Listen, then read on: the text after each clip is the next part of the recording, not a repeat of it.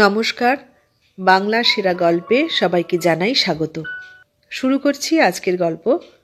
আজ পড়ে শোনাব আশুতোষ মুখোপাধ্যায়ের লেখা গল্প কমলিনী। তাহলে শুরু করি গল্প কমলিনী। গণেশবাবুর বাঁ হাতে 200 টাকা আর ডান হাতে 2 মাসের আগাম ভাড়া গুঁজে দিয়েই প্রকাণ্ড একটা স্বস্তির নিঃশ্বাস ফেললাম। 5 ভাড়াটের সঙ্গে ওই খাপ ছাড়া একটা বাড়িতে এসে বাস করা পোষাবে কিনা একবারও ভেবে দেখিনি। আধখানা খুপড়ি ঘরে 4 জনে থাকার যাতনা যে থেকেছে সেই জানে। এখানে তেমন বড় না হোক, মাঝারি গোছের 2খানা ঘর পাচ্ছি, আলাদা একটু বাথরুম আর রান্নার জায়গাও। যেখানে আছি তার তুলনায় গড়ের মাঠ। অনেক কাঠখড় পুড়িয়ে তবে পাওয়া গেছে। 3 জন পরিচিত লোকের চিঠি দাখিল করতে হয়েছে, সঙ্গে নিজের 3 পুরুষের ফিরিস্তিও।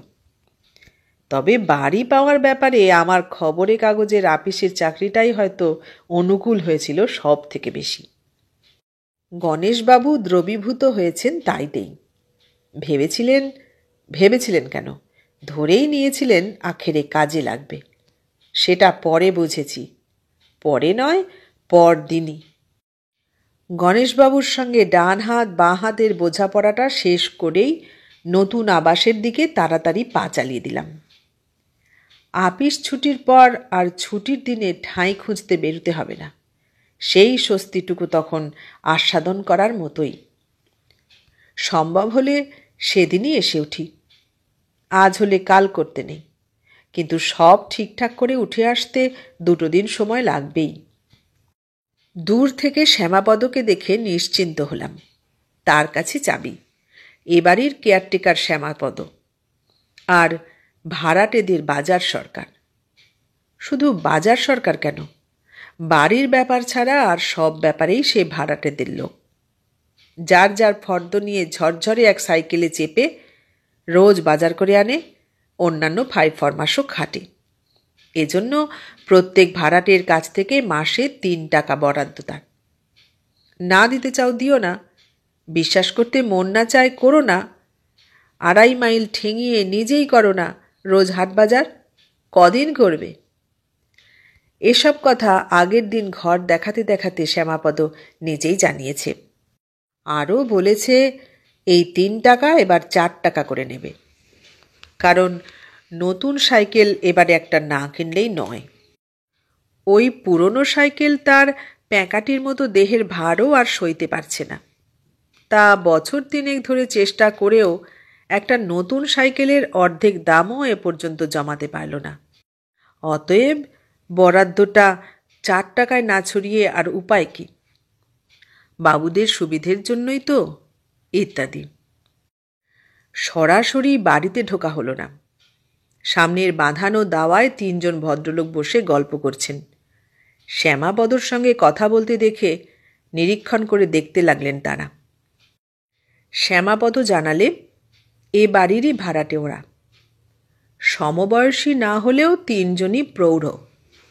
একজন হাঁক দিলেন, ও শ্যামাপদ, ইনিই নতুন এলেন নাকি গো? নিজের থেকেই এগিয়ে গেলাম। আলাপ পরিচয় করা দরকার।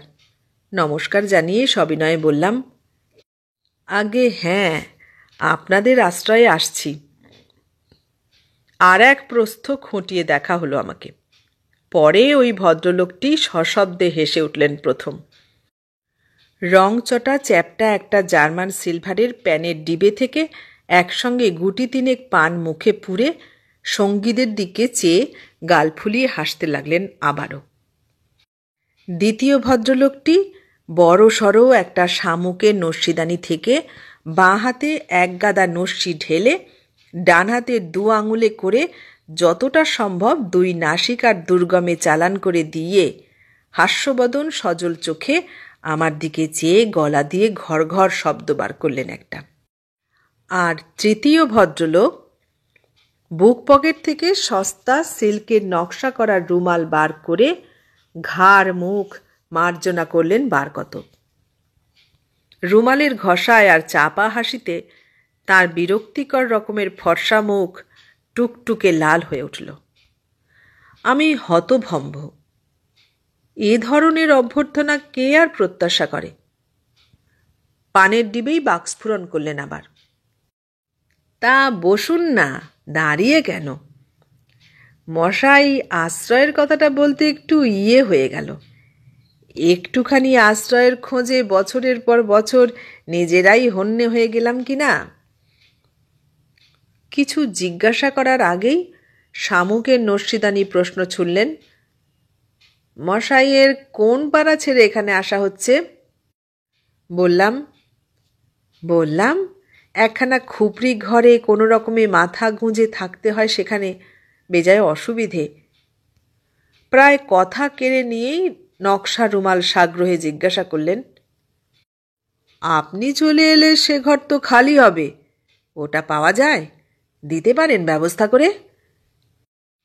বাক নিঃসরণ হল না। মাথা নেড়ে জানালাম আমার কোনো হাত নেই। শ্যামাপদ অদূরে দাঁড়িয়ে আকাশ দেখছে। পানের ডিবে বললেন, যাক, আসছেনই যখন ওকে আর ঘাবড়ে দিয়ে লাভ কি? ওখানে অসুবিধা হচ্ছিল, এখানে সুবিধে হলেও হতে পারে। বয়স কম, আমাদের মতো দিন গোনার বয়স তো আর নয়। নিন পান খান। খান না? বেশ বেশ, তা সব শুদ্ধ কজন আসছেন এখানে? 4 জন। আপনি, পরিবার আর ছেলেপুলে? আগে না, আমি আর ছোট 3টি ভাই। শোনা মাত্র আবার হাওয়া পরিবর্তন হলো। পরস্পর দৃষ্টি বিনিময় করে 3 জনেই গম্ভীর হলেন। কিছু একটা চিন্তার কারণ ঘটল যেন। রকম সকম দেখে ঘাবড়েই গেছি। এবারে জিজ্ঞাসা করে ফেললাম, কিন্তু সুবিধে অসুবিধের কথা কি বলছিলেন আপনারা? জবাবে ওই ভদ্রলোকটি পাল্টা প্রশ্ন করলেন, আপনার এখানে আসাটা একেবারে স্থির তো? মাথা নাড়লাম, স্থিরই বটে। তাহলে সে কথা তুলে আর লাভ কি, দেখতেই পাবেন। তাছাড়া বললাম তো, অসুবিধে যে সকলেরই হবে তার কি মানে আছে? অসুবিধে নাও হতে পারে। ওহে শ্যামাপদ, আকাশের কাব্যি রেখে বাবুকে ঘরদোর দেখাওগে না ভালো করে। শ্যামাপদর সঙ্গে বাড়ির ভিতর ঢুকলাম। চিন্তিত মুখে জিজ্ঞাসা করলাম, শ্যামাপদ, কি ব্যাপার বলো তো? তাচ্ছিল্যের ভঙ্গিতে শ্যামাপদ জবাব দিল, কি আর, আসছেন যখন এসেই পড়ুন না। বিরক্তিকর। অসহিষ্ণু হয়েই বললাম এবার, আহা বলোই না শুনি, বাবুরা অসুবিধে টুবিধের কথা কি বলছিলেন? আঙুল দিয়ে শ্যামাপদ দোতলার একটা দিক দেখিয়ে দিল।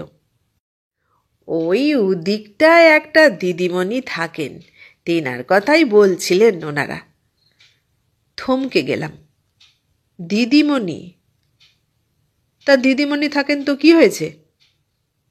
শ্যামাপদ বলল, দিদিমণি এ বাড়িতে থাকলে ওনাদের 3 জনেরই একটু একটু অসুবিধে হয়। খুব যেন প্রাঞ্জল ঠেকল না, কিন্তু শ্যামাপদর মুখের দিকে চেয়ে মন বোঝা শক্ত। অতঃপর জেরা করে যেটুকু বেরুল তাতেই চক্ষু স্থির। দিদিমণির সঙ্গে আর কে থাকেন? তার বুড়িমা, না আর কেউ না। কি করেন?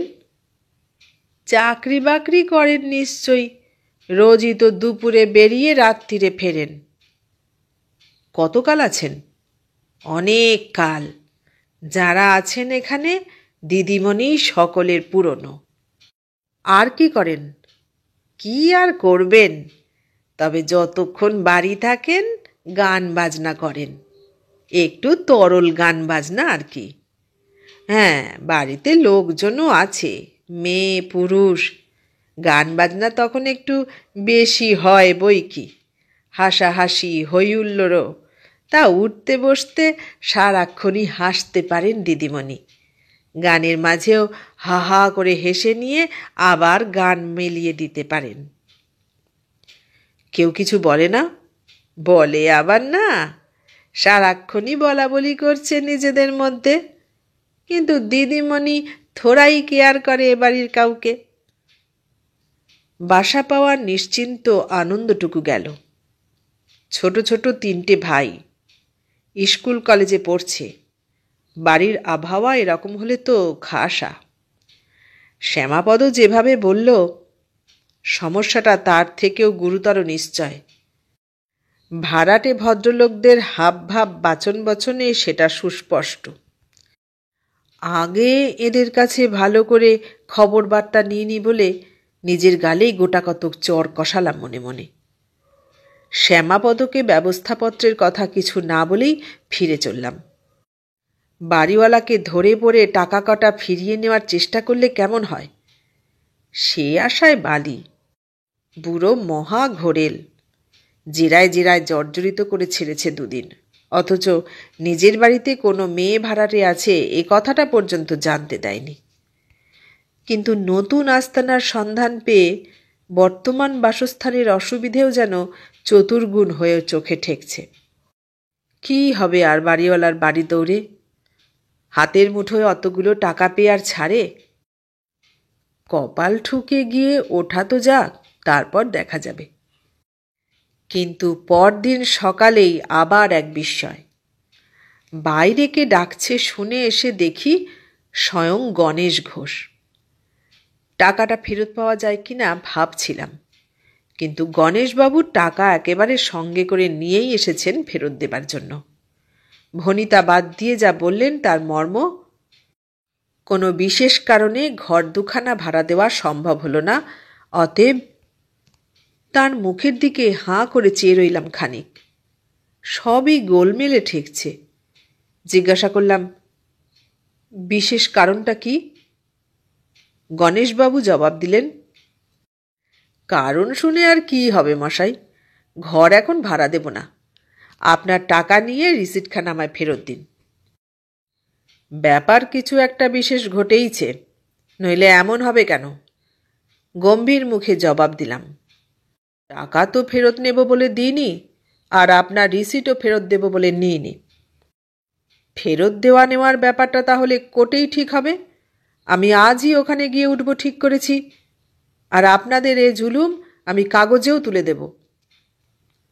কাগজ সম্বন্ধে গণেশবাবুর দুর্বলতা আগের দিন ঠিকই আঁচ করেছিলাম। ওষুধ ধরল। গলার সুর পাল্টে ফেললেন গণেশবাবু। সে কি মশাই, আপনাকে তো আমি খুব লোক ভেবেছিলাম, আর আপনি কি না উল্টে আমায় কোর্ট দেখিয়ে দিলেন। তেমনি গম্ভীর মুখেই জবাব দিলাম, নিরুপায় হয়েই বলছি। দেখছেন তো কি অবস্থায় আছি। আপনি এলেন, আপনাকে বসতে পর্যন্ত দিতে পারছি না। কিন্তু এই একদিনেই কি হলো বলুন দেখি। আর কড়া মেজাজের ধার দিয়েও গেলেন না গণেশবাবু। একটু নিরালায় টেনে নিয়ে গিয়ে গলা খাটো করে বললেন, হবে আর কি। আপনি ছেলে মানুষ, আপনার ভালোর জন্যেই বলছি মশাই। শ্যামাপদর মুখে কাল ওই মেয়েটার কথা শুনেছেন না? একেবারে নষ্ট মেয়ে মশাই। সকলের হাড়মাস জ্বালিয়ে পুড়িয়ে খেলে গিয়ে 2 দিনও টিকতে পারবেন না। কিন্তু কাল তো এ কথা বলেননি। গণেশবাবু আমতা আমতা করে জবাব দিলেন, ভেবেছিলাম আপনাদের 5 জনের চেষ্টায় মেয়েটাকে তুলতে চেষ্টা করা যাবে। এখন অন্যরকম ভাবছেন কেন? গণেশবাবু হাল ছেড়ে দিলেন প্রায়। বললেন, আসল কথাটা তাহলে শুনুন মশাই। সত্যি আপনার ওই কাগজ দেখিয়ে এবার মেয়েটাকে তুলতে চেষ্টা করব ভেবেছিলাম, তা এনারা যে বাদ সাধলেন। ওই আর ভাড়াটেরা, অবনী ঘোষাল, দ্বিজেন ভট্টাচার্য আর দুলাল মিত্তির। কাল রাত্রিরেই সশরীরে সব আমার বাড়ি এসে হাজির। এমনিতেই তো ওরা মেয়েটার জ্বালায় দিনরাত অস্থির, তার ওপর আবার কটি ভাই নিয়ে আপনি আসছেন। আপনি অবিবাহিত বলেই যত মেয়েটা সত্যি ভারী বজ্জাত। আবার পাছে কিছু মানে বুঝছেনই তো, এই জন্যই ওদের এত আপত্তি। আসল ব্যাপারটা এতক্ষণে বোঝা গেল। চুপচাপ ভাবলাম একটু। কেন জানি শ্যামাপদর উক্তিটাই বিশেষ করে মনে পড়ল এ সময়। আসছেন যখন এসেই পড়ুন না।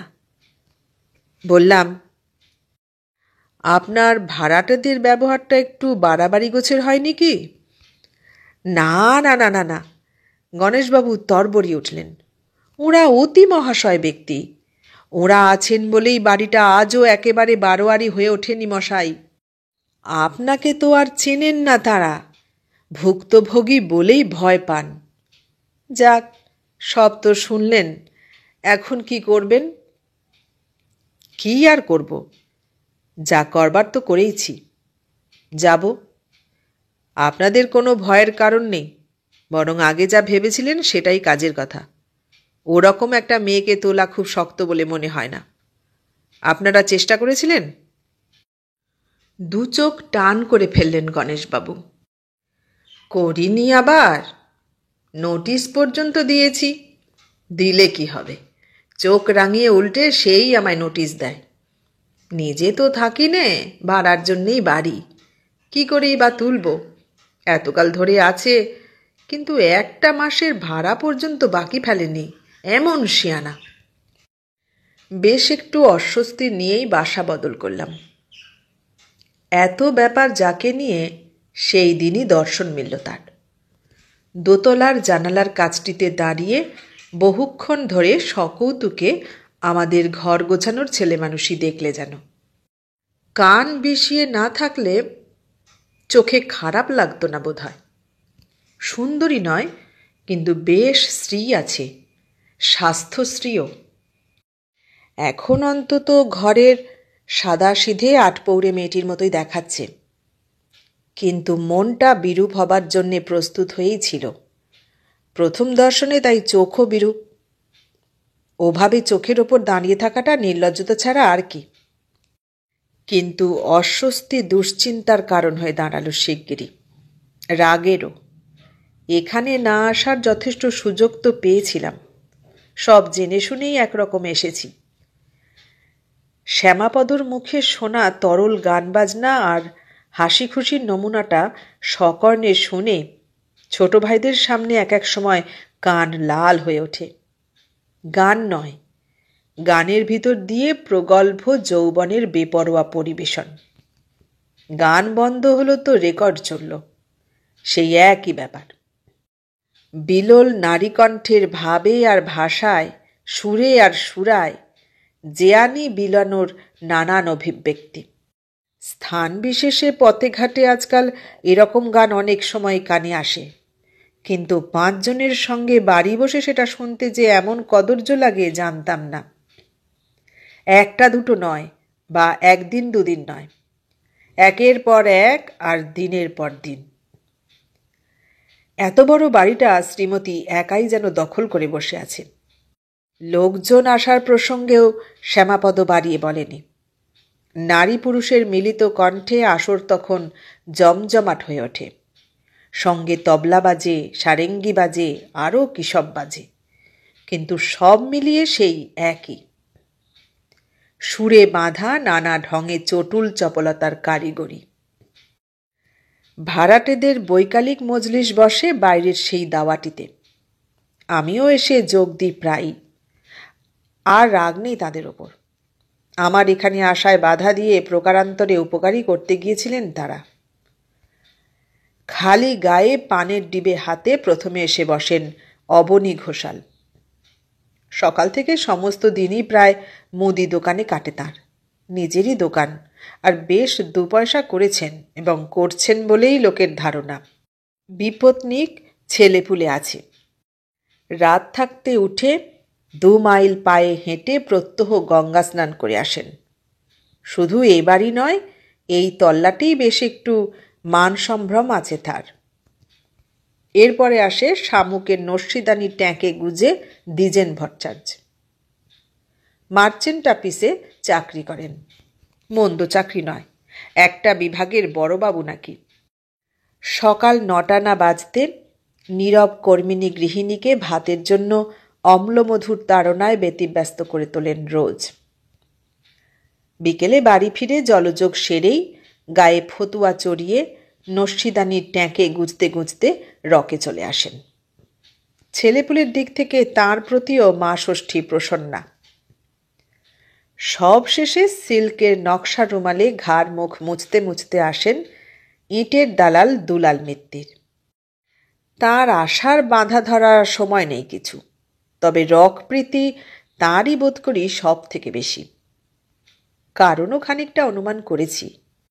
দোতলার গান বাজনা বন্ধ থাকলে তাঁর ঘরণীটির লম্বা ঘোমটার আড়ালে উগ্র রসনার ঝাঁজ সকলেরই কানে আসে।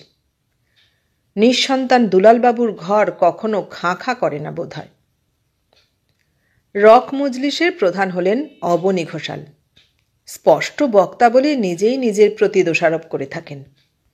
আমার প্রতিও কটাক্ষ করতে ছাড়েননি। কি মশাই, লাগছে কেমন? সবিনয়ে জবাব দিই, ঠিক বুঝছি না, তবে সুবিধের লাগছে না। বুঝবেন বুঝবেন। তা কমলিনী দেবীর সঙ্গে দেখা সাক্ষাৎ হয়েছে তো? জবাব এড়িয়ে জিজ্ঞাসা করি, ওই নাম বুঝি মেয়েটির? ছদ্ম বিস্ময়ে চোখ টান করে ফেলেন অবনীবাবু। নামটা পর্যন্ত এখনো কানে দেয়নি শ্যামাপদ? বেটা গণেশের ইঁদুর করছে কি? হ্যাঁ, ওই নাম। গলির দোরে কুপি হাতে দাঁড়ালে যে কুমি, দোতলা পাকা বাড়ির ইলেকট্রিকের আলোয় সেই শ্রীমতী কমলিনী। আমরা বুড়োরাই বলে দিনরাত ওই নামে মজে আছি, আপনি তো ছেলে মানুষ। অট্ট হাসি, মিহি হাসি আর মুচকি হাসি। পানের ডিবে খুলল, নস্যিদানি বেরুলো, আর সিল্কের রুমাল ঘাড়ের দিকে চলল। কিন্তু খুব মিথ্যে বলেননি বোধ হয়। নাম অমৃতে না হোক, নাম বিষে মজে আছেন ঠিকই। নদী যেমন সাগরের দিকে যায়, এই রক মজলিসের সকল আলোচনাও ঘুরে ফিরে শেষ পর্যন্ত কমলিনীতে এসে দাঁড়ায়। স্বাভাবিকও। প্রতিরাত্রির গান বা রেকর্ড বা আসরের ঝমঝমানি থেকে রেহাই নেই এখানে বসলেও। নিরুপায় এঁরাও তখন রসনার বিষে কানের বিষ ক্ষয় করেন।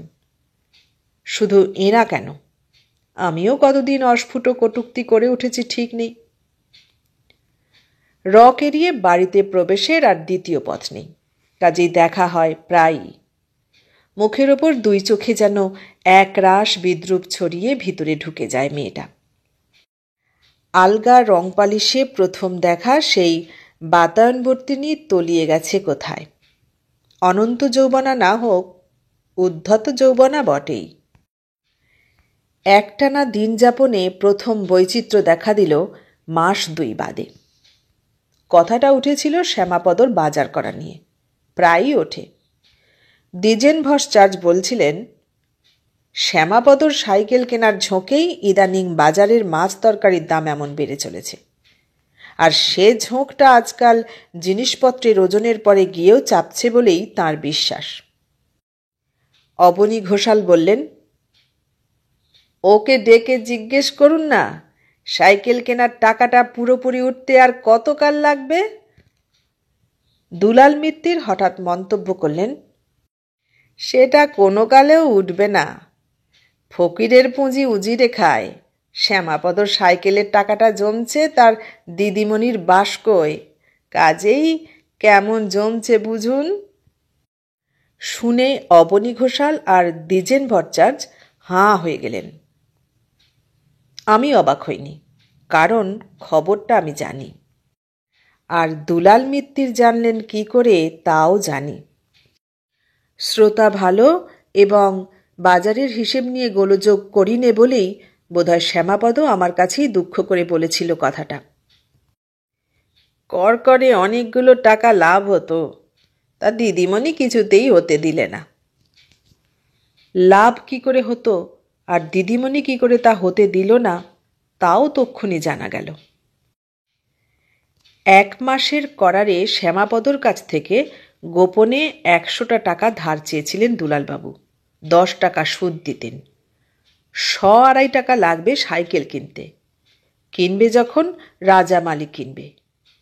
100-1.5 টাকা তার জমেছে দিদিমণির কাছে। এখনও 100 টাকার ধাক্কা। হুট করে 10-10টা টাকা এগিয়ে যেতে পারত, কিন্তু কি জন্যে টাকা চাই শুনে দিদিমণি মারতে এলো। শুনে মন্তব্য করিনি কিছু, কিন্তু দিদিমণির কাছে তার টাকা শুনে আমিও অবাক হয়েছিলাম সেদিন। শেষকালে কিনা শ্যামাপদ পর্যন্ত। শুরু করলেন অবনী ঘোষাল।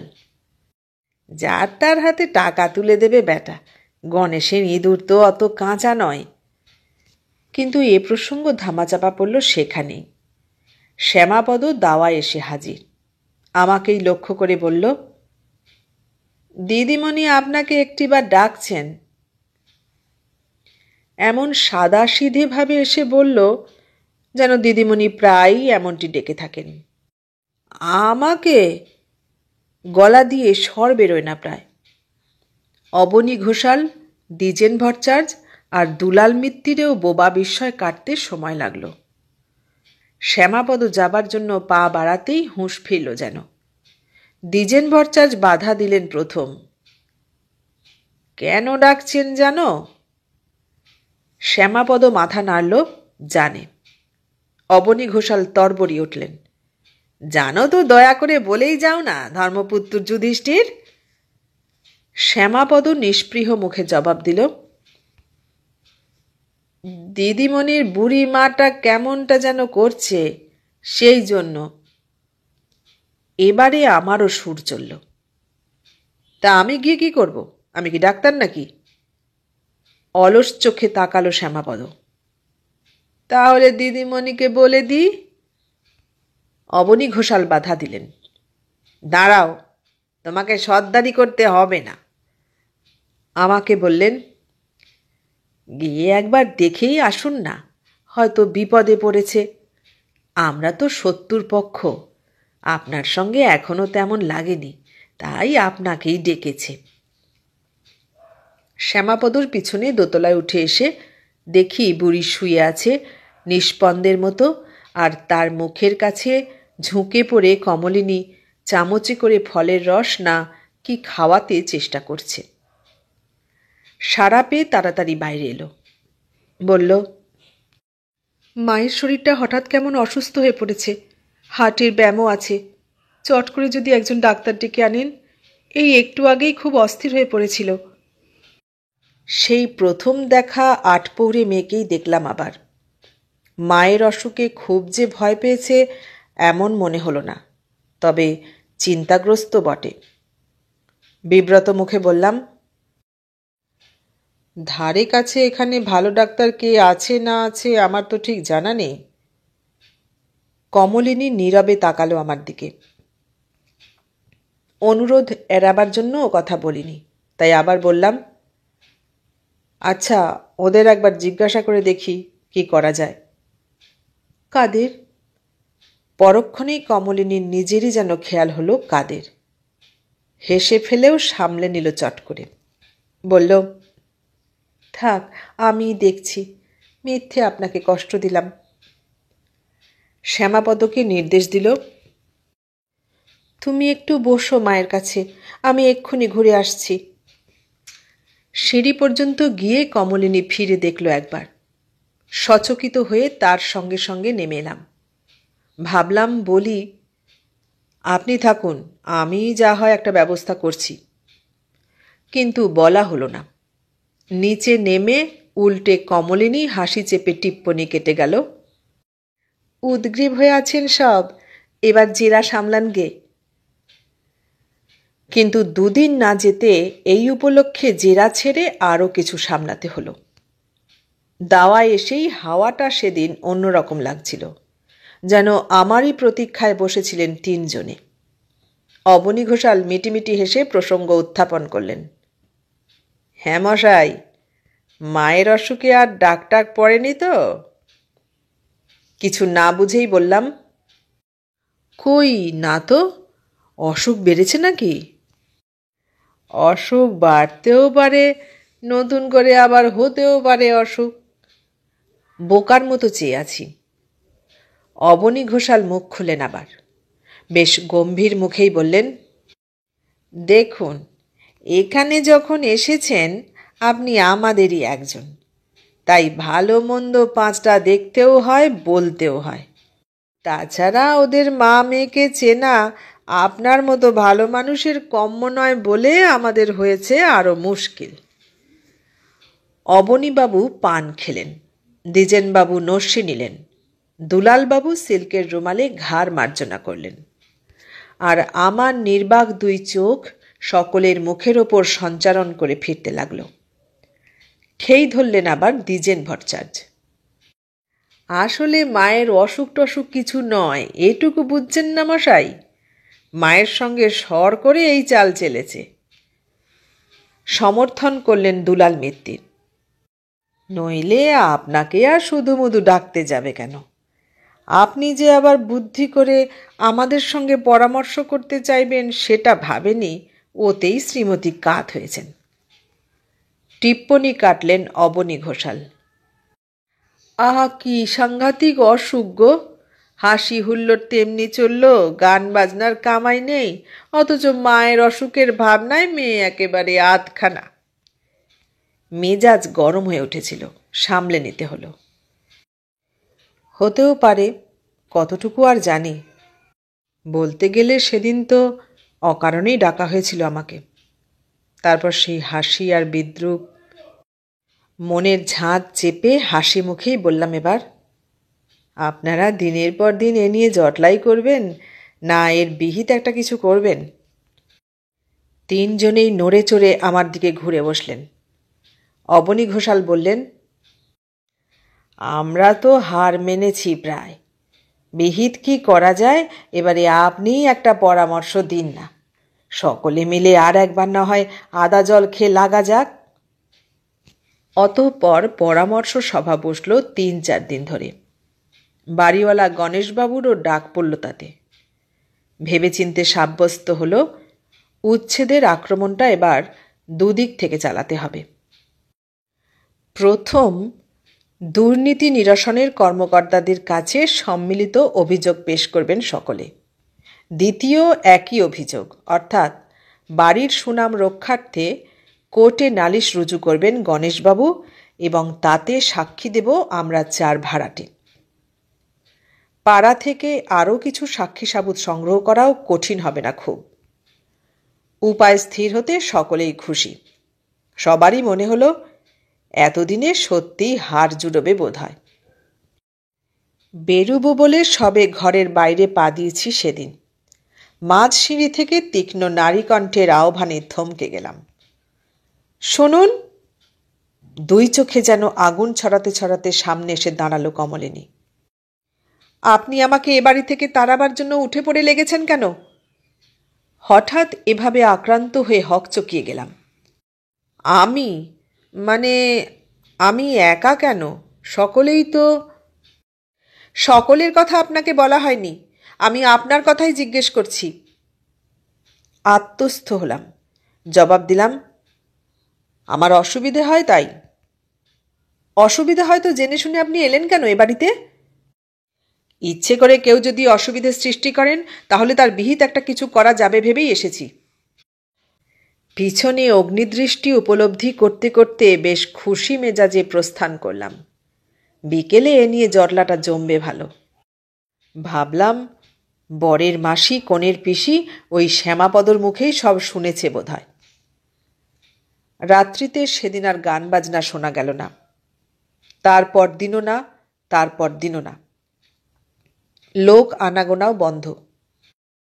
এরকম ব্যতিক্রম এ বাড়িতে কখনো ঘটেনি বলেই রিপোর্ট করলেন দ্বিজেন ভট্টাচার্য। অবনী ঘোষাল বিশেষ করে আমাকেই সতর্ক করলেন যেন। তা বলে ওতে আমরা ভুলছি নে মশাই, যা করবার করে ফেলি আসুন। একটু ঢিলে দিয়েছেন কি আবার সমূর্তি ধরবে, নইলে চলবে কি করে, বুঝছেন না? অর্থাৎ সমূর্তি যখন ধরবেই অন্যত্র গিয়েই ধরুক, কিন্তু তবু কিছুই আর করতে হলো না। কমলিনী যাকে বলে একেবারে আত্মসমর্পণ করলে। দূত মুখে অর্থাৎ শ্যামাপদর মারফত পরদিনই সংবাদ পাওয়া গেল এ মাসের শেষেই সে বাড়ি ছেড়ে দেবে। মাস শেষ হতে আর দিন 20 মাত্র বাকি। এতটা কেউ আশা করেনি। রকের জটলায় খুশির বান ডাকল যেন। বাড়িওয়ালা গণেশবাবু পর্যন্ত সেদিনই আনন্দে আটখানা হয়ে ছুটে এলেন। ভাড়াটেদের তিনি ভুরি ভোজন করাবেন একদিন, সে কথাও দিলেন। আমারও মনে হতে লাগল বিনা আয়াসে বড় রকমের জয়লাভ ঘটেছে একটা। একটা একটা করে দিন যায়। দোতলাটা সেই থেকে নিস্তব্ধ, নিঝুম। গান শোনা যায় না, রেকর্ড বাজে না, অবাঞ্ছিত লোকজনের যাতায়াতও নেই। কমলিনী বাইরে কখন বেরোয় টের পাইনি। রকের সমাসীন থাকলে বিকেলে বা সন্ধ্যায় তার ফেরার মুখে একবার সাক্ষাৎ ঘটে আগের মতোই। না, আগের মতো ঠিক নয়। দূর থেকেই মুখ নিচু করে আসে, কোনো দিকে না চেয়ে ভিতরে ঢুকে যায়।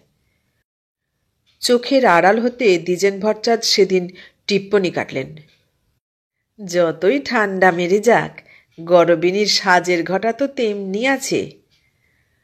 অবনী ঘোষাল জবাব দিলেন, আপনারাই না হয় সাজের কদর বুঝলেন না, কিন্তু সকলেই তো আর বেরসিক নয় আপনাদের মতো। সাজ পোশাক আর প্রসাধনের উগ্র পারিপাট্যটুকুও ছাড়লে হয়তো বা সহানুভূতিই হতো। 5 জন পুরুষ মিলে একটা মেয়েকে ঘর ছাড়া করানোর মধ্যে আর যাই হোক পৌরুষ কিছু নেই, কিন্তু সাফল্যের আনন্দে এরা 3 জন ডগমগ। যত দিন যায় এদের আনন্দের মাত্রা তত বাড়ে। মাস শেষ হতে আর দিন 4 মাত্র বাকি। রাত 8-9 হবে তখন। রকের গল্পগুজব ঝিমিয়ে এসেছে। হঠাৎ যেন মরা গাঙে ভরা পূর্ণিমার জোয়ার এলো। নিস্তব্ধ বাড়িটার নোনাধরা ইটমাটি পর্যন্ত উচ্ছল মুখরতায় জমজমিয়ে উঠল যেন। সেই গান, সেই রেকর্ড বাজানো, সেই কলকণ্ঠের হাসি। এতদিনের নিরবচ্ছিন্ন স্তব্ধতার দরুণই বোধহয় দ্বিগুণভাবে নাড়া দিল সকলকে। রকের ঝিমুনি ভাবটা মুহূর্তে অতলে ডুবল। নড়ে চড়ে সচকিত হয়ে বসলেন সকলে। বিমূঢ় নেত্রে তাকাতে লাগলেন এ ওর মুখের দিকে। অবনী ঘোষাল অস্ফুট কণ্ঠে বললেন, কি রে বাবা, মরণ কামন নাকি? দুলাল মিত্তির ইংরেজিতে বিস্ময় জ্ঞাপন করলেন, পার্টিং ব্লো। দ্বিজেন ভট্টাচার্য নির্বাক, আমিও অবাক। বেশ রাত্রি পর্যন্ত চলল সেই বেপরোয়া গান বাজনা। তারপর দিনও তাই। নেশাখোরের নেশায় ছেদ পড়ার পর আকাঙ্ক্ষিত দ্রব্যটি পেলে যেমন হয় তেমনি। তারপর দিন বিকেলে রকে বসে সাক্ষাৎও পাওয়া গেল শ্রীমতীর। মাথা নিচু করে আসছে না আর। মুখে ব্যঙ্গ হাসি, চোখে কৌতুক কটাক্ষ, চলনে যৌবনের ঠমক। অবনী ঘোষাল মাথা নেড়ে বললেন, আমার কেমন সুবিধে মনে হচ্ছে না। যাবে তো শেষ পর্যন্ত নাকি? বললাম, আর তো কাল বাদে পরশু মাস শেষ, 2 দিন দেখা যাক না। দ্বিজেন ভট্টাচার্য শুকনো মুখে মন্তব্য করলেন, জিনিসপত্র তো কিছু পাঠাতে দেখিনি, গেলে হয়। দুলাল মিত্তিরই কাজের কথা বললেন, ওই শ্যামাপদ বেটা সব জানে, ওকে জিজ্ঞাসা করলে হয়। তাই করা হলো। কিন্তু শ্যামাপদ বোকা সাজল, কিছুই জানে না। সে জিজ্ঞাসা করেছিল দিদিমণি নাকি তাকে ধমক দিয়েছে। সে খোঁজে তোর দরকার কি? এরপর আমি স্তব্ধতা ভঙ্গ করলাম প্রথম। আর ভেবে কি হবে, আমরাও যা করবার তাই করব তাহলে। মাথা নেড়ে সায় দিলেন সকলেই। সে তো করতেই হবে, কিন্তু মনে হতো এরা যেন জোর পাচ্ছেন না তেমন। মাস শেষ হয়েও 2 দিন কেটে গেল। সোজা দোতলায় উঠে এলাম সেদিন। কিছুক্ষণ আগে কমলিনী ফিরেছে দেখেছি। এক মুখ হেসে কলহাস্যে অভ্যর্থনা জানালো, ও মা, কি ভাগ্য, আসুন আসুন। গম্ভীর মুখে বললাম, একটা কথা আপনাকে জিজ্ঞাসা করব বলে এলাম। একটা মোটে? কমলিনী যেন হতাশ হলো। তারপর তেমনি হেসে বলল, আচ্ছা, ঘরে তো বসুন আগে, আপনার জন্যে বলে অপেক্ষায় অপেক্ষায়। কথাটা শেষ না করে লঘু পায়ে নিজেই সে ঘরের দিকে এগোল। অদূরে কমলিনীর বুড়ি মাকে দেখে আমিও আর কিছু না বলে ঘরে এলাম। এক কোণে সুবিন্যস্ত শয্যা, অন্যদিকে গান বাজনার সরঞ্জাম, গ্রামোফোন এবং রেকর্ডের স্তূপ। একটা মোড়া টেনে নিয়ে কমলিনী বলল, বসুন। থাক। থাক কি? অতিথি সজ্জন, অপরাধ হবে না আমার? একটু তফাতে তকতকে মেঝের ওপর কমলিনী বসে পড়ল দুপা মুড়ে। বসুন। আপনি এলেন ভালোই হলো। এতদিন আপনার জন্য অপেক্ষা করে করে শেষে নিজেই আপনাকে একবারটি ডাকবো ভেবেছিলাম। বসলাম। গম্ভীর প্রশ্ন করলাম, কেন? সে গাম্ভীর্য কমলিনীর আরও যেন হাসির খোরাক হলো। বলল, বলতে ভয় করছে। আপনি এবারে ছেড়ে যাচ্ছেন কবে?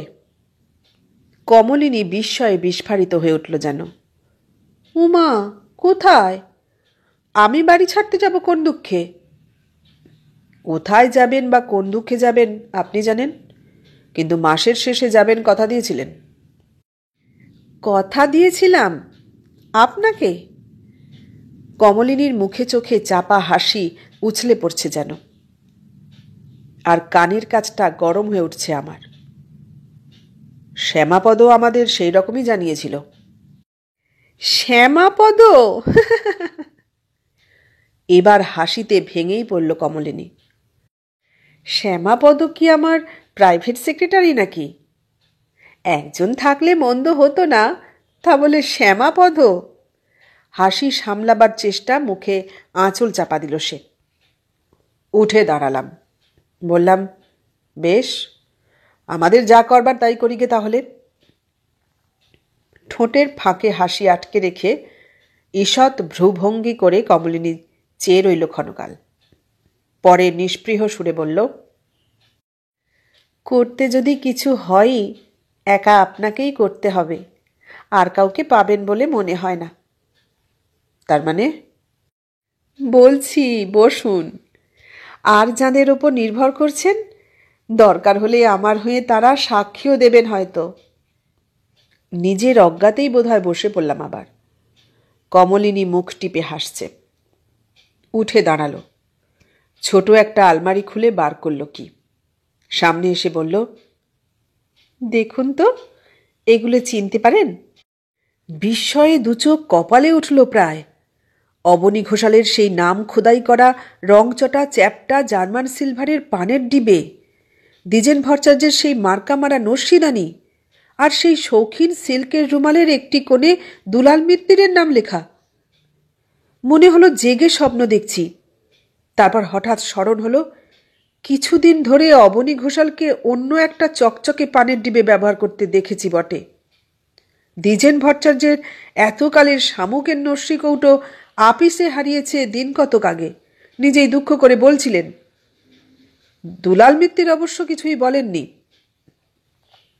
কমলিনী উৎফুল্ল মুখে তেমনি পা মুড়ে বসে পড়ল আবার। বলল, দুরাশা ছিল আপনার কাছ থেকেও হয়তো কিছু পাবো, কিন্তু শেষ পর্যন্ত পেলাম না যখন, ভাবলাম আপনাকে একবারটি ডেকে এনে আপনার মুখ দিয়েই ওদের খবরটা পাঠাই। ভারী ব্যস্ত হয়ে আছেন ওরা সেই থেকে। সব কিছু দুর্বোধ্য লাগছে। কিসের খবর? কমলিনী হাসল আর এক ঝলক। আপনার মতো তো নন। কোথায় কোন বেঘরে গিয়ে পড়ছি সেজন্য দুশ্চিন্তা আছে না তাদের। তাই কোন ঠিকানায় যাচ্ছি একে একে সকলেই ওরা চুপি চুপি জেনে নিতে এসেছিলেন। স্থান কাল ভুল হয়ে যাচ্ছে আমার। কমলিনী কলকণ্ঠে বলল, আপনি যে দেখি আকাশ থেকে পড়লেন, তো ওদের বলে দেবেন কমলিনীর ঠিকানাটা আপাতত গণেশ ঘোষের বাড়ির দোতলাতেই থাকলো। হঠাৎ মনে পড়ল শ্যামাপদর একটা কথা, যে কথাটা প্রথম দিন কানে কেমন লেগেছিল। শ্যামাপদ বলেছিল, দিদিমণি এ বাড়িতে থাকলে ওনাদের তিনজনেরই একটু একটু অসুবিধে হয়। তখনকার মতো অন্তত সব রাগ আর বিদ্বেষ নিশ্চিহ্ন হয়েছে। কিন্তু আপনি ওদের কাছ থেকে এগুলো জোগাড় করলেন কি করে? করলাম। কমলিনীর হাস্যোচ্ছ্বাসের ভিতর দিয়ে মোটামুটি ব্যাপারটা আহরণ করা গেল।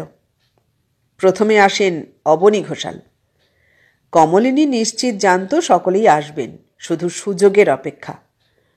অবশ্য তখনও তার প্ল্যান ঠিক হয়নি। অবনী ঘোষাল জানালেন, পাছে তাকে ভুল বোঝা হয়, সেই জন্য একবার না এসে পারলেন না তিনি। অবনতমুখী কমলিনী গলবস্ত্র হয়ে প্রণাম করল। বসবার জন্য সযত্নে আসন পেতে দিল। তারপর গুরু সান্নিধ্যে অপরাধী শিষ্যের মতো বসে রইল মাথা নিচু করে। অবনী ঘোষাল যা বলার বললেন। কমলিনীকে উঠতে হচ্ছে বলে বাকি সকলকেই দুষলেন। নিজের নিরুপায় কর্তব্যের কথা উল্লেখ করলেন। যেখানেই সে থাক যথাসাধ্য সাহায্য করবেন বলে প্রতিশ্রুতি দিলেন। অর্ধেক দামে তাঁর ঠিকানায় প্রতি মাসে মুদি দোকান থেকে যাবতীয় সওদা পাঠাবেন সে কথাও দিলেন। কমলিনী তখন প্রাণপণ চেষ্টা করছে চোখ দিয়ে 2 ফোঁটা জল বার করতে। না পেরে নিঃশব্দে পান সেজে গেল একটা একটা করে অনেকগুলো। পরে কি ভেবে নিজের শখের পানের ডিবেটা এনে পানগুলো রাখল তাতে। আসনের কাছ থেকে অবনী ঘোষালের পানের ডিবেটা হাত বাড়িয়ে নিয়ে তার পানগুলো সেই ডিবেতে পুরল। পরে সেই পান ভর্তি ডিবে রাখল তার পায়ের কাছে, আর তার এই রংচটা ডিবেটা রাখল ছোট আলমারির ওপর। অবনী ঘোষালের আগের দৃষ্টিটা বদলে গিয়ে বিস্ময়ে দেখা দিয়েছে। সেই প্রথম মুখ খুলল কমলিনী। কান্না ভেজা মৃদু গলায় বলল, এই চিহ্নটুকু তার কাছে থাক। কয়লার কালি আগুনে না পোড়ালে ওঠে না। কমলিনীর আর কোনো খেদ নাই। কমলিনীর পায়ের ডিবে হাতে করে অবনী ঘোষাল সপুলকে প্রস্থান করলেন। মধ্যাহ্ন গড়িয়ে আসছে, আর অবস্থান সমীচীন নয়। পরের দুজনের বেলায়ও প্রায় একই প্রহসনের পুনরাবর্তন। তবে এদের বেলায় গচ্চা কিছু দিতে হয়নি। চিহ্ন দুটো বিনা বিনিময়েই হাত করা গেছে। নিজের অজ্ঞাতে কমলিনীর মুখের ওপর 2 চোখ আটকে ছিল আমার। সচেতন হলাম। তারপর এই প্রথম হেসেই জিজ্ঞাসা করলাম, এরপরেও ওরা যদি আপনাকে তুলতে চান, এগুলো নিয়ে তখন কি করবেন আপনি? খিলখিল করে হেসে উঠল কমলিনী। বলল, গলার মালা করে ঘুরে বেড়াবো। পরে তেমনি হালকা কণ্ঠেই বলল, তাঁরা মানি লোক, নিজেদের মান রেখে চলতে জানেন, কিছুই করা দরকার হবে না। উঠলাম। নারী বিধাতার কি বিচিত্র সৃষ্টি তাই ভাবছিলাম বোধহয়। কমলিনী বলে উঠল, ওমা, আপনিই যে একমাত্র আসল শত্রুপক্ষ, গল্প করতে করতে ভুলেই গিয়েছিলাম। ওরা কেন তুলতে চান বুঝতে পারি, কিন্তু আপনি চান কেন? শত্রুপক্ষ যে, সে কথা নিজেও ভুলে গিয়েছিলাম বোধহয়। মনে পড়ল। বললাম, এত ভালো গলা আপনার, দিনরাত ওই ছাইপাশ গান কেন? আর রেকর্ডের গানগুলিও সব বেছে বেছে তেমনিই জোগাড় করেছেন। কমলিনী নিরীহ মুখে বলল, শুনতে খুব খারাপ লাগে বুঝি? শুধু খারাপ লাগে না, স্কুল কলেজে পড়া ছোট ছোট ভাইগুলোর সামনে লজ্জা পেয়ে ঘরের দরজা জানালা প্রায়ই বন্ধ করে দিতে হয়। কমলিনী থমকে গেল। আমি নিচে নেমে এলাম। সোজা নিজের ঘরে ঢুকে একটা বই নিয়ে শুয়ে পড়লাম। পাশের ঘরে 3 ভাই পড়ছে। অনুমানে ভুল হলো না। একসঙ্গে আসবেন না তাঁরা, ফাঁক মতো একে একে আসবেন। প্রথমে এলেন অবনী ঘোষাল। কি হলো, গিয়েছিলেন? হ্যাঁ, মুখের উপর বলে দিলে বাড়ি ছাড়বে না। কেন ছাড়বে না কেন? তার খুশি, বলল নালিশ করলে সেও জানে হাটে হাঁড়ি ভাঙতে। তারপর গলা নামিয়ে বললাম, আপনাকে আড়ালে বলবো বলেই ওদের সামনে যায়নি, পাছে ওরা কিছু ভাবেন। আপনার উপর এই মেয়েটার বিষম রাগ দেখলাম। নালিশ করলে আপনাকে অন্তত সে নাকি নাকের জলে চোখের জলে এক করে ছাড়বে। দু চোখ প্রায় কপালে তুলে ফেললেন অবনী ঘোষাল। এই কথা বললে? সাংঘাতিক মেয়ে মশাই। কি ষড়যন্ত্র ফেঁদে বসে আছে ঠিক কি? এই আর কিছু বললে? না, আর কিছু না। ভাবনার কথা? বেশ করেছেন, ওদের সামনে বলেননি। খুব ভালো করেছেন। হয়তো কি না কি ভেবে বসে থাকবে। ওরা কি আপনার মতো অত লেখাপড়া জানে, না খবরের কাগজে চাকরি করে আপনার মতো? কি দজ্জাল মেয়ে। আচ্ছা, আপনি পড়ুন। ওরা আবার প্রস্থান করলেন। তারপর এলেন দ্বিজেন ভট্টাচার্য। আর একটু বেশি রাত্রিতে দুলাল মিত্তির। তাঁদেরও আগাগোড়া ওই এক কথাই নিবেদন করলাম। তবে একেবারে এক কথা নয়। দ্বিজেন ভট্টাচার্যকে বললাম, দরকার হলে এমন কাণ্ড করবে বলেছে যাতে আপনার নামে আপিস শুদ্ধ ঢিঢি পড়ে যায়। দুলাল মিত্তিরকে বললাম, ওর পিছনে লাগলে আপনার বউয়ের সঙ্গে যাতে মুখ দেখা দেখি বন্ধ হয়ে যায় সেই ব্যবস্থাই করবে বলেছে। এরপর দিন কতক আর রকের আসর জমল না তেমন। আমারও আর সেখানে বসে আড্ডা দেওয়ার প্রবৃত্তি নেই খুব। সকলকে নিশ্চেষ্ট দেখে বাড়িওয়ালা গণেশ ঘোষ এসে হাজির হলেন। তিনজনেই এরা একযোগে জানালেন, এইসব জাতা মেয়ের সঙ্গে লাগার মতো তাদের সময়ও নেই, ইচ্ছেও নেই। তাদের মান সম্ভ্রম বলে কিছু আছে। সুবিধা পেলে তারাই মানে মানে এ বাড়ি ছেড়ে চলে যাবেন। গণেশ ঘোষ হতভম্ব। সরে এসে জিজ্ঞাসা করলেন, কি হলো? এরা হঠাৎ ভয় পেয়ে গেলেন কেন? বললাম, কি জানি, ভয় দেখিয়েছে হয়তো। কমলিনীর উদ্দেশ্যে গণেশবাবু কটূক্তি করে উঠলেন একটা। পরে একটু ঠান্ডা হয়ে প্রস্তাব করলেন, চলুন তো যাই একবার রসবতীর কাছে, দেখি কি বলে। আপনি যান, আমি আর কেন। গণেশবাবু দোতলায় গিয়ে উঠলেন ঠিকই, তবে একা নয়, শ্যামাপদকে সঙ্গে করে, এবং যথাসময়ে তার রিপোর্টও পাওয়া গেল। কমলিনী সকাশে এসে গণেশবাবু একেবারে জোর হাত করে নিবেদন করলেন, আর কেন মা, অনেক তো নাজেহাল হয়েছি। ছাপোষা মানুষের ওপর এবার একটু দাক্ষিণ্য করো। তোমার আর ভাড়া দিতে হবে না, উল্টে তোমার হাতে ৫০ টাকা গুনে দিচ্ছি। ১ মাসে হোক ২ মাসে হোক, আর কোথাও দুখানা ঘর দেখে নিয়ে একেবারে পাড়া জুড়ে থাকোগে তুমি। ৫০০ টাকা গণেশবাবুর পাঁজরের ৫খানা হার। কমলিনী হেসে উঠেছে প্রথম।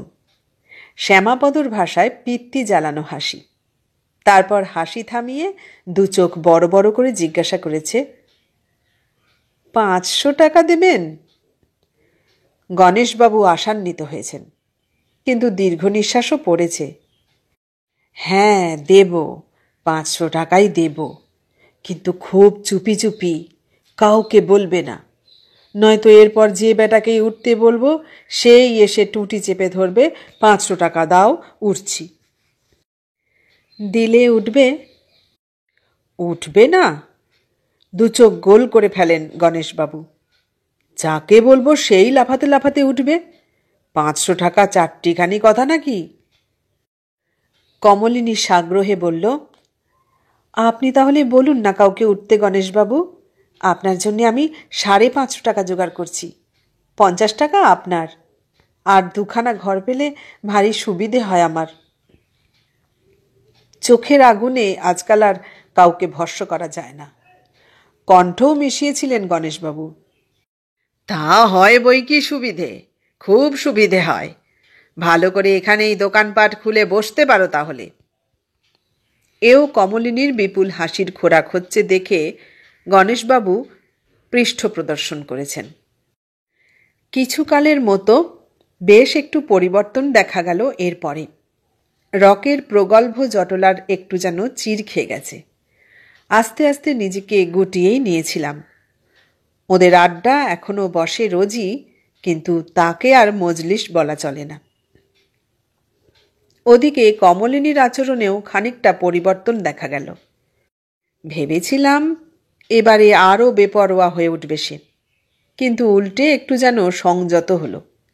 লোকজনের আনাগোনা কিছু কমল, গানের আসরও তত ঘন ঘন বসে না আর। গলায় অবশ্য সেই একই গান লেগে আছে, কিন্তু প্রায় জানলা দরজা বন্ধ থাকার দরুনই বোধ হয় কানে আর তেমন করে গরম শিশে ঢালে না। রেকর্ডও চলে, তবে তেমন উচ্চগ্রামে নয়, অনেকটাই স্তিমিত। একটানা মাস 5-6 এমনি চলল। এভাবে বললে গণেশ ঘোষের ডেরার কাহিনী এখানেই শেষ হতে পারত, কিন্তু ব্যতিক্রম ঘটল আবারও। এবারে শেষ ব্যতিক্রম, আর অপ্রত্যাশিত। খবরটা এবারেও প্রথম দিল শ্যামাপদ, পরে গণেশ ঘোষ। কমলিনী বাড়ি ছেড়ে যাচ্ছে। গণেশবাবু যথাবিধি নোটিশ পেয়েছেন, কিন্তু কিছু একটা ঘটবে সে আভাস পাওয়া যাচ্ছিল মাসখানেক আগে থেকেই। দুই বিপরীতমুখী বৈচিত্র্য। প্রথমে হঠাৎ শোনা গিয়েছিল সেই কুল ছাপানো সব খোয়ানো বিভ্রম মদিরার উচ্ছল ঝমঝমানি। আগের মতোই, আগেরও চরম। সকাল সন্ধ্যা সারাক্ষণ। রাতের আসরে নারী পুরুষের বিচ্ছিন্ন এবং মিলিত লাস্যসঙ্গীতে আগল ভাঙা কামনার উৎসব লেগেছিল যেন। এরই মধ্যে বাইরে যাতায়াতের পথে কমলিনীর সঙ্গে মুখোমুখি সাক্ষাৎও হয়েছে 2-1 বার। তার সাজসজ্জা এবং প্রসাধন আগের নগ্নতাকে ছাড়িয়ে গেছে চতুর্গুণ। মনে হয়েছে উদ্ভ্রান্ত যৌবনা এক নারীর সমস্ত প্রাচুর্য যেন স্থূল মত্ততায় দেহের কানায় কানায় উপচে উঠেছে। তেমনি তারপর আবার একদিন সব কিছুর হঠাৎ অবসান। গান বাজনা, রেকর্ড, রূপসজ্জা সবই। দুরন্ত ঝালার মুখে সেতারের ঝমঝমে তারগুলো সব হঠাৎ একসঙ্গে ছিঁড়ে গেলে যেমন হয়। উৎসব সমারোহে আকস্মিক সমাধির স্তব্ধতার মতো। 1 দিন 2 দিন করে 15-20 দিন পেরিয়ে গেল। এর মধ্যে কমলিনীকে আর বাইরে বেরুতেও দেখেনি কেউ। শ্যামাপদকে জিজ্ঞাসা করতে সে শুধু সংক্ষেপে বলল, দিদিমণি এ বাড়ি ছেড়ে চলে যাচ্ছে। কেন বলতে পারল না। গণেশবাবুও নোটিশ পেয়ে তেমনি অবাক। রকের জটলায় আবার যেন বেশ রসের আমেজ লেগেছে। অবনী ঘোষালের পানসিক্ত মুখ খুলেছে। দ্বিজেন ভট্টাচার্য নাসিকা গহ্বরে ঘন ঘন নস্যি চালান দিয়ে গলায় খুশির আওয়াজ বার করছেন ঘর ঘর করে। দুলাল মিত্তিরের সিল্কের রুমালের ঘষায় আর চাপা হাসিতে ফর্সা মুখ লাল হয়ে উঠেছে থেকে থেকে। আমায় দেখলেই সাড়ম্বরে তাঁরা অভিযোগ করেন তাঁদের নাকি প্রায় বর্জন করেছি। কি ভেবে পায়ে পায়ে দোতলায় উঠে গেলাম সেদিন।